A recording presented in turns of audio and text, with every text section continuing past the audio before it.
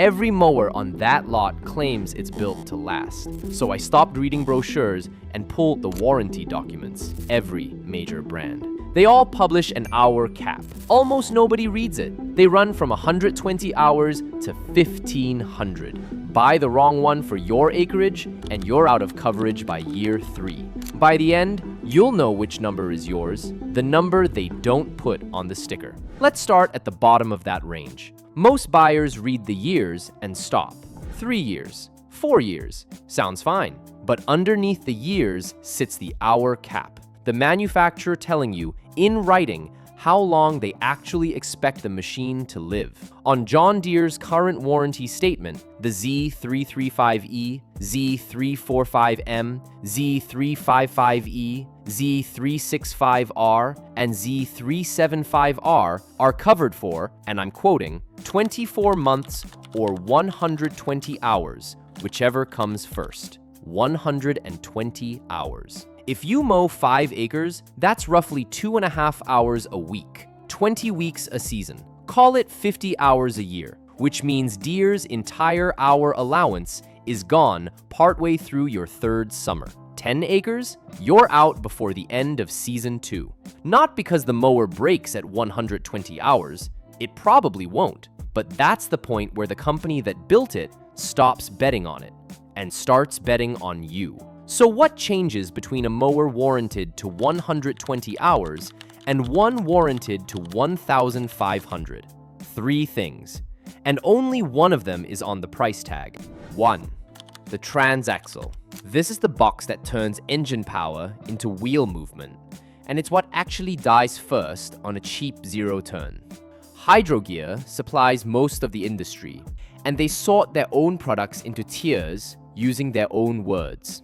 Their EZT, the unit under a lot of entry-level machines, is described in Hydro-Gear's service manual as factory-filled, sealed, and does not require oil maintenance. Sounds like a feature. Read it again. There is no scheduled service, because there's nothing scheduled to service. Step up to their ZT3400 and the picture changes completely. 500 pound-feet of continuous torque, a 1,600 pound vehicle rating, an external spin-on filter, and a published service interval, first fluid change at 75 to 100 hours, then every 400 hours after that. That 400-hour number is the single most useful spec in this entire video, and I have never heard another channel say it. 2. The weight rating. Hydro-Gear calls their ZT2800 the largest and most rugged residential transaxle we make. It's rated to 1,000 pounds of vehicle weight. The ZT3400 is rated to 1,600. Add a heavy deck, a full tank, and a 200-pound rider on rough ground, and you can see which one is working near its ceiling. 3. Everything the spec sheet doesn't list. A viewer on my last video put it better than I could. I'm not a landscaper, but mow about 6 acres of my own property weekly. A couple factors not fully addressed here is spindle size and bearing housing. Drive belt design is another major consideration. He's right, and he mows exactly what you mow. The 5 numbers that decided. Number 5, 400 hours. The fluid change interval on a commercial transaxle. Hydro-Gear publishes it, almost nobody performs it. Here's the honest part. A viewer told me this about his 2007 X-Mark, going strong now with about 1,500 hours showing. I've never changed the hydraulic fluid and only changed the filters once. I've been about as mean as anyone could be to this mower, and as of this morning, it's working perfectly. 1,500 hours, no fluid changes, still running. So does the interval matter? Yes, but as insurance, not as a countdown timer. Skip it and you're gambling. Some people win that bet for a decade. Number 4 is where the gamble stops being optional. Number 4, 200 hours. Deere's Z315E, Z325E, Z320M, Z330M, and Z330R carry 36 months or 200 hours, whichever comes first. 3 model years above the Z335E, and you've bought yourself 80 extra warranted hours. That's about 6 extra weeks on 5 acres. This is the tier most people land in when they walk into a big box store with $4,000. It is not a bad machine. It is a machine with a stated limit, and the limit is a fraction of the 1,000 hours in this video's title. Number 3. Any other application. Not an hour figure, a phrase. Deere's warranty statement has a line covering all other turf equipment that reads 24 months in private residential personal use, 12 months in any other application. You will not find the word commercial there. You don't need to. Mow anything that isn't your own property and your 2 years quietly becomes 1. Husqvarna is blunter. On their 2026 warranty table, residential mowers, the Z200 and Z300 series, get 3 years under consumer use, and under professional use, the column says 2 words: no warranty. Their own definition of professional: any commercial, professional, or agricultural, institutional, or income-producing use. Mow your neighbor's field for $50 once, and by the letter of that document, you have moved yourself into a column that says no warranty. Before we get into that, if you're enjoying this far, please drop a like and hit subscribe for more videos like this one, and it genuinely helps us. Now, moving on. Number 2. The manufacturer who runs it backwards. Every number so far has been a ceiling. One company inverts the whole thing, and almost nobody knows it. Kubota's warranty guide gives the Z400 series 48 months or 500 hours for non-commercial use. But for commercial use, 24 months with no stated hour cap at all. The Z700 is the same shape. 750 hours residential, no hour ceiling commercial. Read that twice. On a Kubota, telling them you use it commercially doesn't void your coverage. It removes the hour limit. So the same 2 words, commercial use, help you on one brand's paperwork and wreck you on another's. That's not a conspiracy. It's just that nobody in this industry agreed on what the words mean, and you're the one who finds out which version you signed. Which brings us to the number this whole video is named after. Number 1. The spread. Same manufacturer, same document, same page.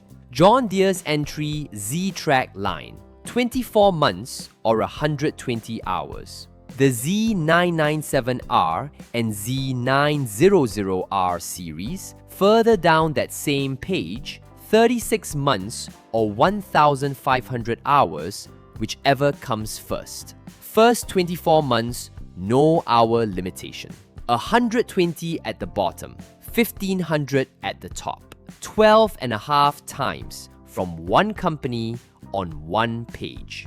I'm not picking on Deere here. They just happen to publish the clearest document in the industry, which is why I can quote it. Most brands make you dig, and to be fair, a 120-hour cap is not a prediction the machine dies at 120 hours. Plenty run for years, but that's exactly the point. At hour 1,000, one of those machines is 880 hours past anything anyone ever promised you, running on luck and maintenance. The other is still inside its coverage with 500 hours to spare. Same badge on the hood, same dealership, completely different bet. 3 things to walk away from for your acreage specifically. Avoid buying on horsepower. Nothing in the last 5 minutes was an engine spec. The hour caps track the drivetrain and the frame, not the motor. Avoid any dealer who can't show you the warranty document. Not the brochure, the actual statement with the hour figures on it. Every number in this video came from a PDF that is free to download. If a salesperson won't pull it up, that tells you something. Avoid assuming commercial grade on a website means anything. It isn't a regulated term. The hour cap is the honest version of that claim, because the manufacturer has to stand behind it. And avoid assuming the badge means what it meant 5 years ago. Stanley Black & Decker bought MTD, Cub Cadet and Troy-Bilt for $1.6 billion in August 2021, and Hustler's parent a month later. Toro bought Spartan's parent for $400 million in January 2022. Briggs & Stratton went through Chapter 11 in 2020 and came out owned by private equity, taking Ferris and Snapper with it. Reviews written before those dates describe a different company. Trust the dated document. And one thing not to avoid. If you're on the small end, 2-3 acres, cut once a week, machine lives in a garage, a residential mower is genuinely fine. A viewer said it plainly. Any of the lighter duty ones mentioned here will do just fine. Service it regularly per OEM intervals and it will serve you for a lifetime. He's not wrong. It depends on your hours, and now you know how to count them. Here's the math I wish someone had done for me. Stop thinking in dollars. Start thinking in dollars per warranted hour. The price divided by the hours the manufacturer will actually stand behind. A machine at $4,000 with a 120-hour cap is costing you $33 per warranted hour. The same $4,000 against a 500-hour cap is $8. Against 1,500 hours, a $12,000 machine works out to $8 as well. The expensive mower and the mid-tier mower cost the same per hour of manufacturer confidence. The cheap one costs 4 times more. That is the whole argument, and it only shows up when you divide. So here's the rule for 2 to 15 acres. The range this channel is actually for, and the range every other video on this topic skips straight past. Work out your hours first. Acres times passes times weeks. If that number lands under 100 a year, buy residential and stop reading spec sheets. If it lands between 100 and 300, you want a 500-hour or 750-hour class machine. Over 300 hours a year, you are a commercial user who happens to own the property. Buy accordingly. Every figure in this video came from 2 independent copies of a manufacturer's own warranty document, and I'll put the links in the description so you can check me. If I got something wrong, tell me in the comments. This audience corrects me constantly, and the videos are better for it. A lot of you asked why Kubota barely came up last time. That's the next one. Kubota's warranty structure is genuinely different from everyone else's, and I don't think most owners realize it.